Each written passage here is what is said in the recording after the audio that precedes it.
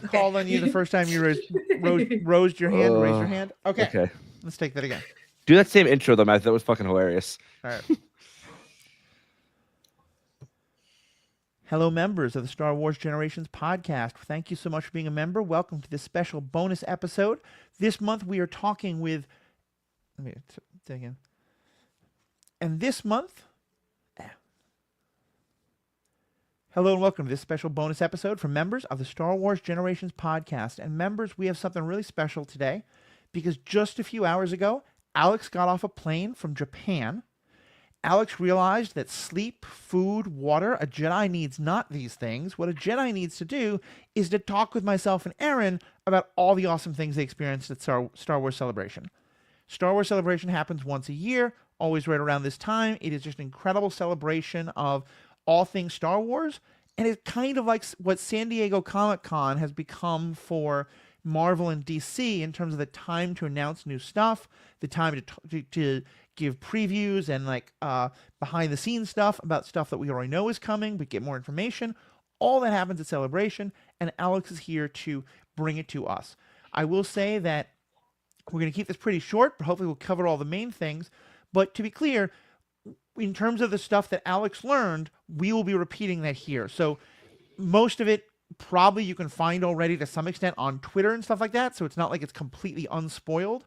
But if you've been sort of avoiding those kind of spoilers, we are going to spoil that here and now. So just a heads up if that's an issue for you.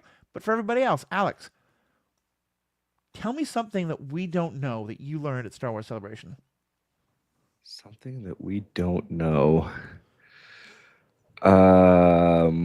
Well, so many things. The very first thing I learned, which was threw me off, was that Ryan Gosling is going to be the star lead of a new Star Wars movie called Star Wars Starfighter. Crazy. It's in the Mandalorian Grogu panel, and like Captain Kennedy and Dave Filoni are just kind of yapping, and they're like, before we talk about the Mandalorian, we bring out this other guy, and we're like, who is this? This is a director that what? And he was like, yeah, there's some rumors about my movie. I just want to let you know that most of them are false. But the one about Ryan Gosling, yeah, that one's true. And then Ryan Gosling just walked out, having jumped off a plane 2 hours ago. Insane. And lo and behold, he's going to be the star of a new movie.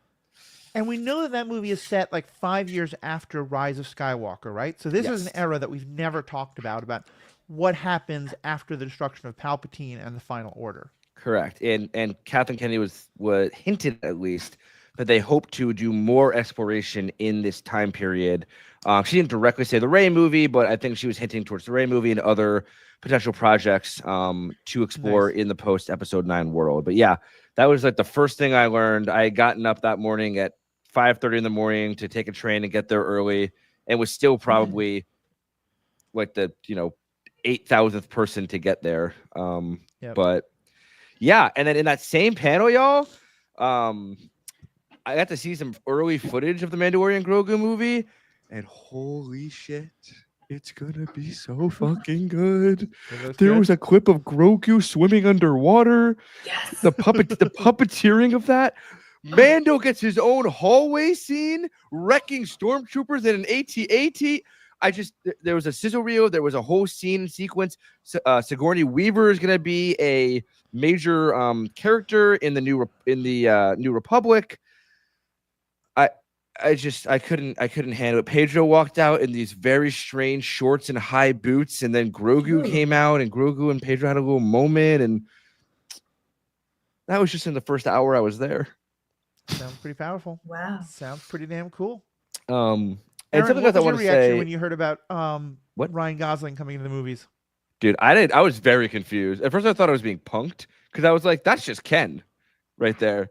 And then I realized that's where you go with that? Yes, that's where I went with that. I know. That's how Big Barbie is like imprinted in my mind. I'm sorry, Ryan Gosling did a lot of things, y'all, okay? But Ken is where my mind went. I'm getting judgmental faces from both of them. Jesus. Well, my judgmental face is more that I said Aaron. Oh, okay. I was trying to bring her into the conversation. Oh, Aaron, I'm so sorry. What did you think when you heard that news? What did I think? Yeah. Sorry. Just cut all that out. No, I love it. I immediately, so Ryan Gosling to me is like closest to my heart for La La Land. If you guys have seen that Banger film. Banger Mhm. film. really, really good movie. And it is one of my brother's favorite films. It might even be his favorite to this day. But we used to watch it all the time together, especially when he was living at home during the pandemic. So I just really love that movie and his performance. And just I've seen a lot of, I mean, he's just in so many like comedy movies. He's done action movies. He's in a lot of really good stuff that I've enjoyed. So honestly, I'm very excited because Yeah. I'm like, my brother already likes Star Wars. Like he's already watching like the Clone Wars with me virtually because we live in different countries.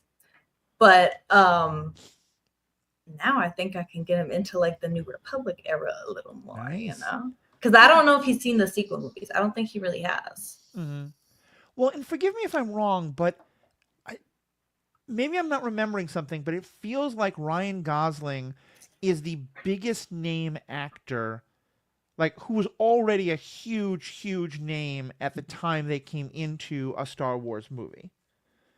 James Earl Jones was obviously very well known at the time, but he wasn't even credited. Sigourney Weaver, we've now found out, I think she's also a huge name. Massive, yeah. But of course, she's kind of a very late addition. She's definitely not the star of that.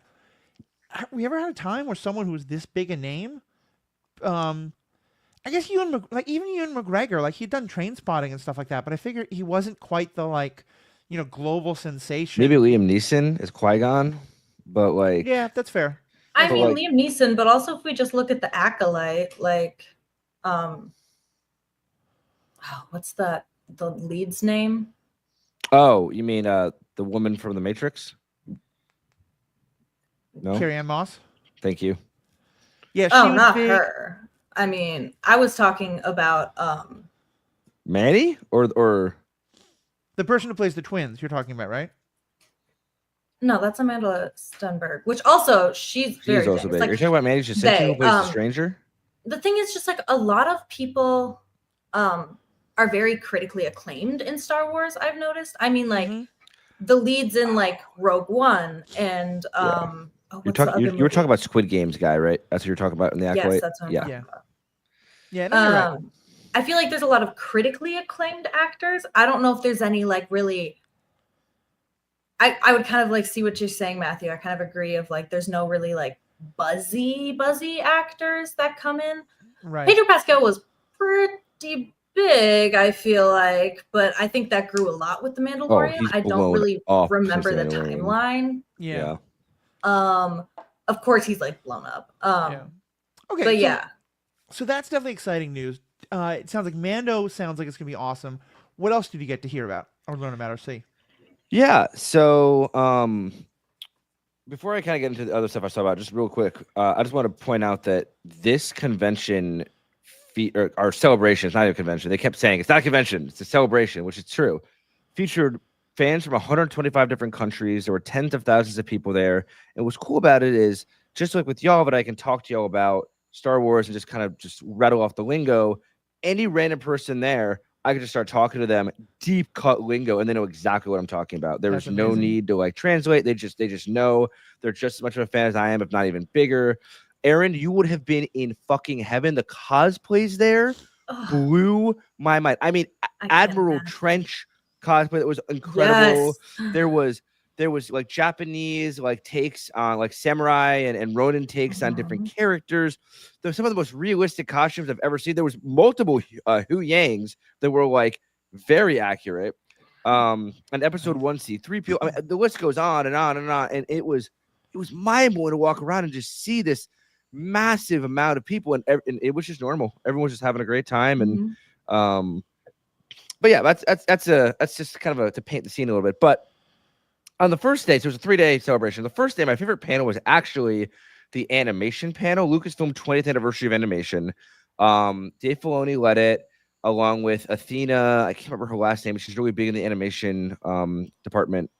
And in that panel, they did like a little bit of a retrospective on where they came from, about George Lucas's process. They gave us a background look at how they actually make episodes of like the Clone Wars and Rebels and stuff. And then they said, fuck it, we're just going to give you everything you could ever want.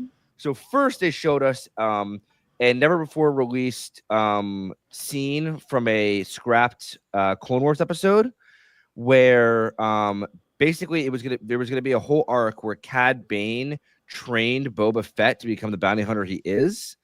And there was a sequence they showed us with the voice actors voicing it, where Cad Bane basically like first discovers Boba Fett. Boba Fett is jetpacking through the the spaceship lanes of Coruscant while Anakin is chasing him on a speeder bike. There's this like battle that ensues. It's very cool. It was very cool. Not very rendered, but I was like, wow, if that's all they show me, I'll be happy.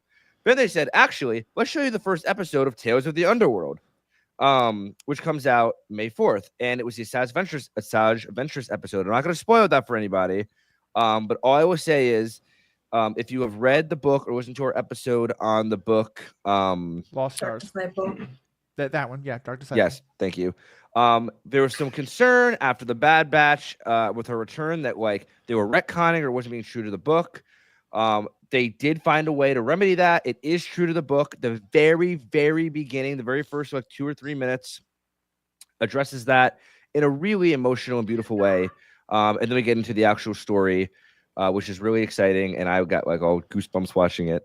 That's amazing. And then after watching that, I was like, wow, they've just given me everything. Then they said, hold on, we've talked about the past and the present. Let's show you the future now. And they just out of nowhere showed me a freaking full trailer for a new series called Maul, Shadow Lord. And Sam Witwer just like appears on stage and in the Maul voice says, roll it again. And then we watched the whole thing again. And it was amazing. And it's going to feature Maul about a year after the events of the last arc of the Clone Wars, after the Siege of Mandalore. And he is training Darth Talon, his new apprentice. He finds her and trains her, as well as builds back up his role in the crime world. Nice. It's So very this is kind crazy. of building to where he winds up in the wild. Solo movie when he's Correct. the head of Crimson Dawn. Correct. It was just wild to see all of that happen in such a. That was only an hour panel, and I was like out of breath at the end. And they gave us a poster, like a limited edition special poster. It was amazing. Now, for those who don't know, either from Alex, what you saw in this, or from what either one of you know in the books, who is Darth Talon? I can go if you don't want to go, Aaron. But You you go have Darth ahead. Talon Stan as your name, so Oh no, I'm obsessed with her. And a lot of it, I'm gonna be honest, since I haven't got into many of the comics, and I think that's where she really thrives. Yeah. And I also haven't got into many of the. Wait a minute, because is she involved with like Luke and Leia ever in the extended universe books? My understanding is that in the extended universe books, which are the ones that are no longer considered canon officially, but Mhm. clearly they keep drawing more and more stuff in from them, that in those books, she appears in books that are set 100 years after the Battle of Yavin. So yeah, pretty she kind far of into the bounces future. around where she shows up in different Oh. levels of EU canon. But in this, so she also appears in the Force Unleashed game, around what fighting against Starkiller. But basically, in many iterations, she is Maul's apprentice in this like post-Republic, early Empire era. Oh, okay. Because I only heard about the stuff that's 100 years in the future. So her being in Maul's time is not completely new. No. It was introduced in the Force Unleashed and some other comics and books. It is a thing that has existed before. Her and Maul is definitely a thing, yeah. Yes. Okay. Yeah. Because also I could be wrong, but I'm pretty sure that she was not like born with the marks. I think they're tattoos. Correct. She has like Sith tattoos. Correct. They So are. I don't know. Did she get those after meeting Maul? Yeah, because in the trailer you see her as a young person, young girl without any tattoos. Right. Look at that knowledge. Look I at that couldn't knowledge, fully Aaron. connect Just- it, you- but you could I have been knew there. some stuff about her. You could Yeah. have been there. Now, and all this is taking place in the time between the basically it's taking place in the time when Palpatine is emperor, when the Empire is building, after Luke and Leia are born, but before the events of the original movies. Correct? Yes. Okay. So what else do we know about her? She's an apprentice to Maul. What makes her so badass and someone, Aaron, that you love so much? My Star Wars game, Star Wars Galaxy of Heroes. Yeah, that's legit. She's one of my favorite characters in that game. But no, for real is like I've just admired people who cosplay her so much. Uh-huh. And like her character design is just like gorgeous. That's like what really drew me to her. Like, because a Twi'lek with Sith tattoos, like she was the first time I had seen that. Because typically Twi'leks don't have much for markings, at least in the earlier Star Wars things. I think they've kind of added some recently. So I was always very intrigued by that. You know, she seemed very like sexy. Remember young bisexual Aaron. Nothing wrong with that. Nothing wrong. I will say I did Yeah. some searches to learn more about this character, and including an image search. If you want to do the same, if this matters to you, have the safe for work profile filter turned on, because you Correct. find an awful lot of stuff that is not. Correct. Apparently, a lot of Yeah. young people discovered, hot people being mean to them through Darth Talon could be a fun thing. And that has been greatly explored in the content online. So just be aware of that. But yeah, no, it sounds like an amazing character and someone who will be really fun to see. And to be clear, she calls herself Darth, but this is while Maul has been cast aside by Sidious and isn't having anything to do with Sidious anymore. Correct. Which is and why he's bef- referred to as a Shadow Lord, right. not Sith Lord, right? Because in that time, I know for the most part, like in Rebels, he wasn't calling himself Darth Maul. He was just Maul. Does Yeah. he take the Darth title at some point and let's give it to her? Does she ever have contact that we know of with Palpatine? Is this all up in the air? So I think it's all up in the air. And maybe they just go with like Maul says that I am the true Sith Lord, like Palpatine's a poser or something. Like that'd be very a Maul thing to do. Classic. Yep. And from what I gather, I cannot tell. They did not say it was a limited series. They just said a series. Right. So it could be multiple seasons, y'all. I know. Trust me, I know. Oh my And God. also featured in that trailer was Rook, the woman Mandalorian who we saw. Not Rook from. Sorry, there's two From Rooks. Rebels? Not Rook from Rebels. Yeah, I'm about That's to wrong, square bro. up. I'm like, this bitch. No, Rook, the woman Mandalorian who serves under him with Gar Saxon in the Siege of Mandalore. And there's been a lot of speculation at Celebration that this is actually the Armorer's origin story from the Mandalorian, and she served under Maul, and this is who she really is under the mask, and we're going to find that out in the show. That's purely a theory, but that was That would going be around badass. heavily at the Celebration. I think it's a good theory Yeah. Yeah. because she's got some demons. Yo. Well, Yeah. and I think there's a lot of. One of the things that is great, I think, about his character in Rebels, especially, is that he keeps just dropping in out of nowhere. I mean, same in the Clone Wars, and we sort of learn what he's been doing from what he tells us, but like we don't see him, and I think it'll be really interesting to see, like in the final episode of his with Rebels with Obi-Wan, he has kind of figured out the pieces of the prophecy and that Luke is the son of Anakin and that who Darth Vader is and stuff like that. I'd love to hear more about how that happens. If this is happening starting kind of right after the time of the prequels, does that mean that this is going to overlap with the Savage Opress timeline from the Clone Wars? Like, there's just so many interesting things that could be happening here. No, so this takes place Isn't Oh, no, it it's dead? after the Clone Wars. after yeah. the Clone Wars. So a year after the Siege of Mandalore. So picture like 18 BBY, I guess. But yeah, either way, I think it's gonna be amazing. Okay. So it's definitely it's during Rebel time then. Yes, correct. So before I get into the additional, No. It's way after Rebel time. If it's after the Battle of Yavin. no, It's after the BBY. Battle It's of after the Mandalore. Siege of Mandalore. So Got it it. is 1 year after Okay. Siege of Mandalore. It's leading into it's the early stages of the rebellion. If the rebellion doesn't really exist yet, so Right. Okay. So yeah, it's like basically when Ahsoka freed him, it's just what he's up to after that. correct. Right. I also just wanted to real quick interject that I did get to sit on a life-size dewback at this celebration, and it was really Sick as beautiful. And as I waited in line for that, I was next to the Star Wars live stage, and Pedro Pascal came out with Dave Filoni and then put on Dave Filoni's hat, and it was major Zaddy energy. It was crazy. Nice. We like that. We like that. Or wild. I'm sorry, it was wild. So let me address the thing that probably everyone's most interested in with it coming out tomorrow. The first thing I got to see on Saturday, the second day, was the Andor panel. where they had all of the actors. I mean, all of the main people were there. They all got to talk a little bit about their characters and what's going to be happening. And then after that, we got to see the entire first episode, which was bliss to watch that with all these other Star Wars fans. And again, I'm not gonna spoil anything about it. Really funny, like surprisingly really funny, but still very but the tone is still there. In a really great way. I have very high hopes. But what's interesting is they went through the interviews. They asked the actress. I'm sorry, I'm very bad with actors and actresses' names, but the actress who plays Daedra, who is that main woman ISB agent we see in season 1. They asked her, like, what's your character like in this season? And she's like, I'm far less girl boss, far more fascist.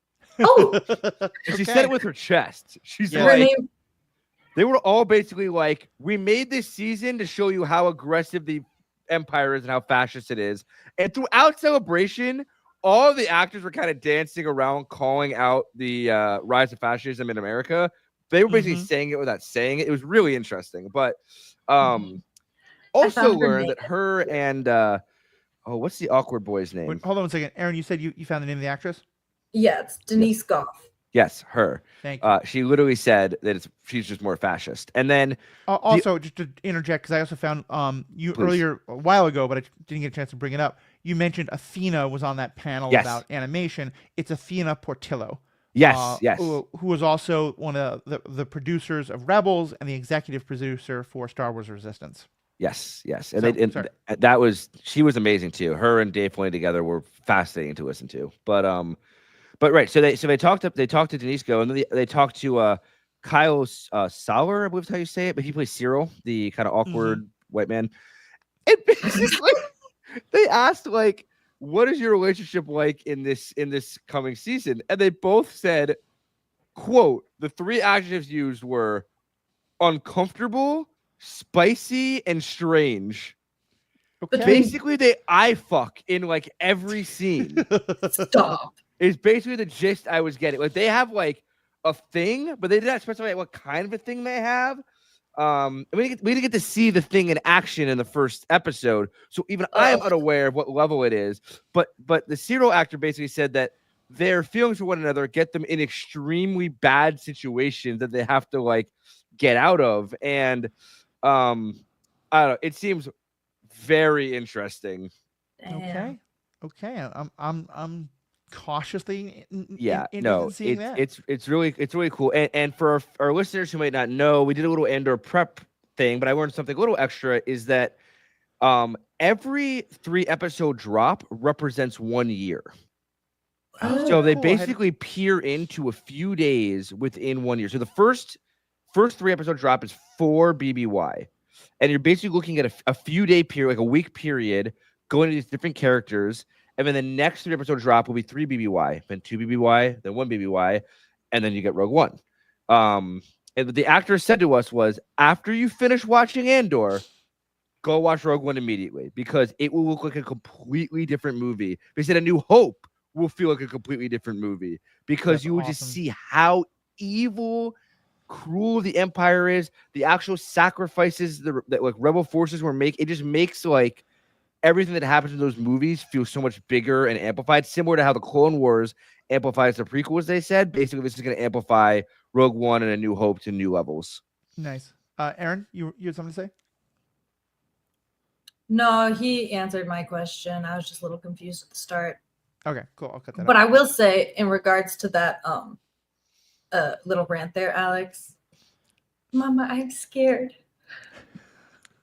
I'm Good. excited. You But should yeah. I'm be. scared. It's funny because like I think we're scared just how overwhelming it's going to be. I've been scared for a while that it just would be a letdown because Andor the bar was so high. But from what you're saying and everything I'm hearing and everyone else who I know saw some of it at Celebration, I'm feeling a lot more confident. I gotta say the last time I was this hyped was the new Daredevil, and wow, did that kick me in the teeth. But I'm back at the hype No, level. Matthew, I'm the back first at the hype. episode was fire. It's gonna hold up. I have, unless they just like completely botch after that first episode, it's gonna Okay. hold up. I'm excited. We also get to without getting into again spoilers, we get to explore topics that were discussed in the Mask of Fear book that we discussed on our last bonus section, members. So if you haven't read it yet, you have one day. Nice. No, yeah, it felt like Yeah, Mask of good Fear coming fucking out. luck, dude. It felt- it's only like 18 hours. You can just, not sleep for a day. It's fine. That was funny. I did that. I didn't sleep for a day. And look at me. I'm talking about Star Wars. Well, we're going to help you get to sleep pretty darn soon. But Aaron, any last comments or questions you want to ask? Anything you learned about Ahsoka? Yeah. Actually. Oh, yeah, we haven't talked about that one. Matthew, I'm so sorry. I'm going to need like 5 more minutes to just quickly cover the last 2 panels. Go for it. Ahsoka. So most of it was a look back on the first season. That was cool. You got to hear some fun stories. And the one story I will share is that Filoni said that the one episode that he actually directed was the one that we see, Anakin and the Clone Wars flashbacks with young Ahsoka. And he said he saw the actress who plays young Ahsoka walk up to him for the first time in full makeup and gear. And she's like, well, how do I look?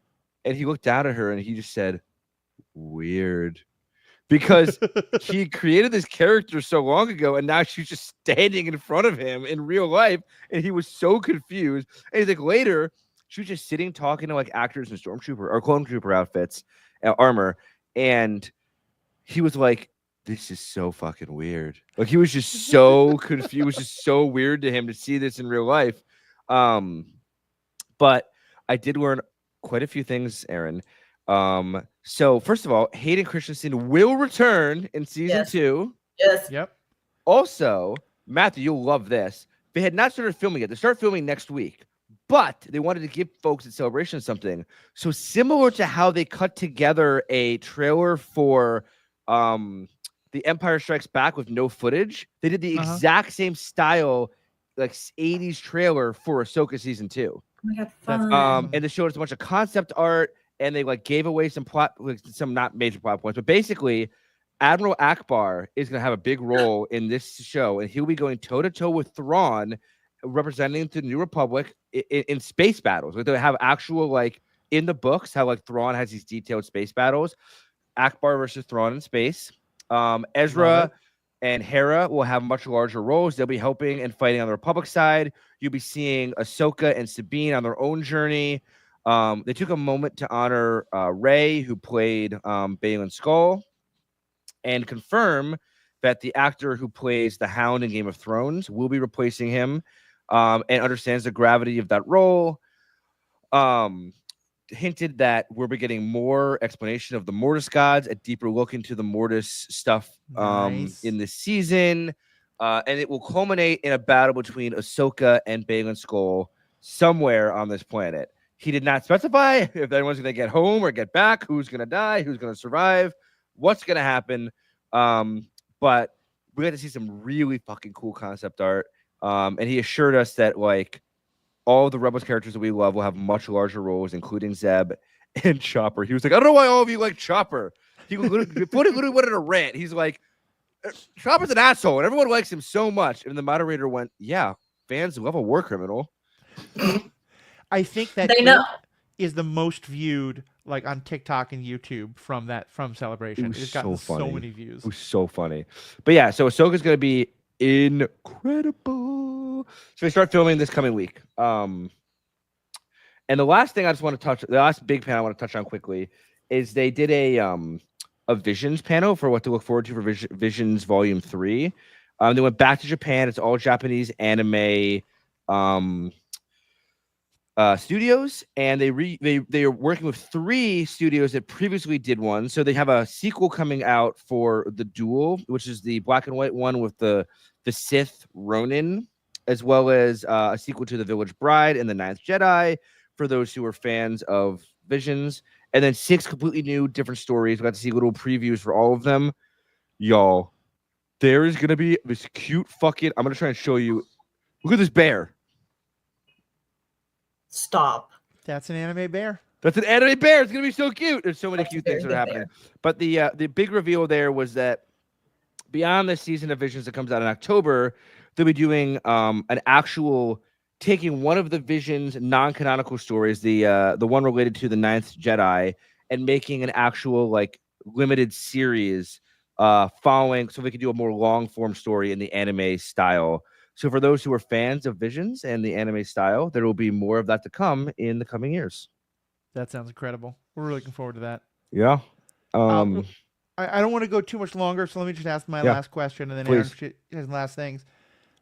I got trolled, and I got trolled bad, and I'm still pissed about this No. because someone put up a post. I think it was actually the Star Wars account. I don't know, but someone like that. But the headline was just Star Wars Celebration news: The Acolyte is back. Yeah, I was not announced. You click through, and it was because apparently an Acolyte art book being published was announced. Yes. Which was rather disappointing. So I'm guessing were people talking about it? Was there any buzz? Did anyone get asked about it? And if so, what was the response? So I didn't get to go to the Mei Jacinto panel. It was happening during the same time as the Ahsoka panel. But from what I heard, there was not a single fan I talked to that did not love the Acolyte and did not want it back. It was actually like astonishing. I was like, all that hate that we saw online, non-existent. Oh yeah. Everyone was like, we want this to be there. When I was waiting in line the first day, Manny Jacinto walked by, and at first I was the only one to notice him, and I waved and yelled, "Hey, Manny!" And he like smiled and waved at me, and then the entire line started losing their mind because they were so excited to see him. Like there is a actual hunger for this to come back, and there were rumors. I heard nothing official, but rumblings among the fans that they believe that they're trying to uncancel the Acolyte. So we'll see. Yeah. Yeah, more and more from the stuff I'm hearing and seeing, and granted, I mean, it's all rumors, it might be all complete nonsense, but I think we're going to get something more with those characters. It might be live action, it might be animated, it might be in books. We'll see, but I think that, I'm so glad to hear that, and also I think valid. And to be clear, I think it's very possible to be a real fan of. I think it's very possible to be a huge Star Wars fan, and you just didn't like the Acolyte. I think that's fair.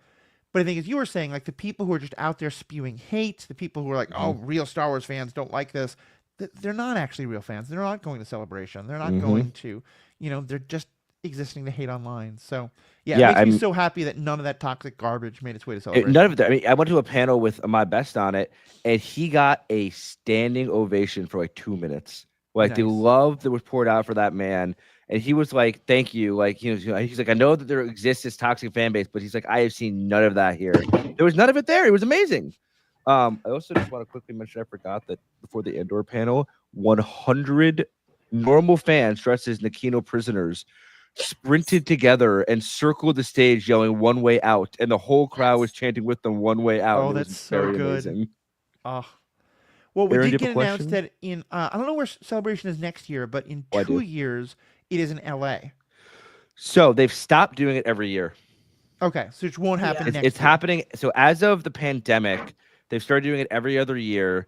So it'll be LA 2027 to celebrate the 50th anniversary of Star Wars. All right. Well, listeners, you're hearing it here first. We're holding a get-together at Celebration LA. We'll fucking be there. We're going to fundraise. We're going to get all three of us there. Aaron's going to be in school or some shit, but fuck that. Aaron's going to help me craft the greatest cosplay. Aaron's going to help me craft the greatest cosplay I've ever had. I will. What do you want? I don't know yet. I have to figure it out. I mean, we're turning my wheelchair into a land speeder. Like that's just no question. Go. Right? Yes. Aaron, should you and I be C-3PO and R2-D2 one day, and then we're the droids that they're not being looked for? Which one of us is R2-D2 height? You. I'm 5'10", so R2-D2 height. Okay. Just a giant. Should I be like buff R2-D2? Oh my god, yes. But yeah, what is Matthew? Yes, it's happening, and they didn't say officially, obviously, any guests who were coming, but they basically were like, we're trying to get as many of the original actors there as humanly possible, and there's rumors that for the first time in like over a decade, they're trying to get George Lucas there. That'd be great. So it's gonna be a very high demand ticket, but you better believe I'm gonna find a way there with y'all. So. All right, Alex, thank you so much for giving us the full report. It's awesome. Aaron, thank you so much for being here for this conversation. To our members, thank you so much. You're what keeps us going. You're what keeps the lights on. We have said some things. Yep. Live long and prosper.